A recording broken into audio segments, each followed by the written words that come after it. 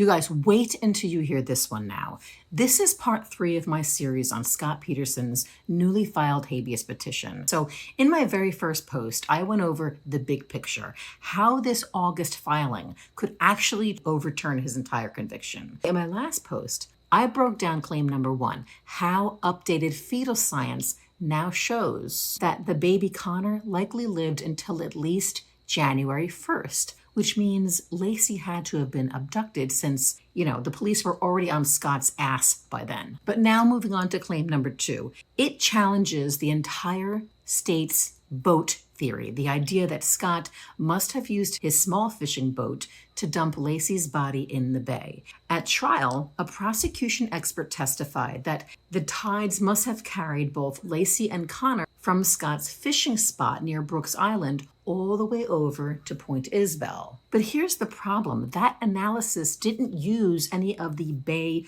current modeling or debris tracking. So a new expert recreated those same conditions with actual 3D tide modeling and historic data from that time, and in none of the scenarios did bodies drift from Scott's fishing spot to where they were found. Instead, the data pointed directly to a completely different area. It's called the Albany Bulb. It's a landmass with walking trails and vehicle access, meaning no boat was needed at all. Now, it's also important to note that the day after Laci went missing, police started publicizing where they believed they would find Laci's body, and it was printed in the local paper, which completely violates professional standards and can totally wreck an investigation. And if Laci had been abducted, this would have given the perpetrator a literal map of where to dump her body.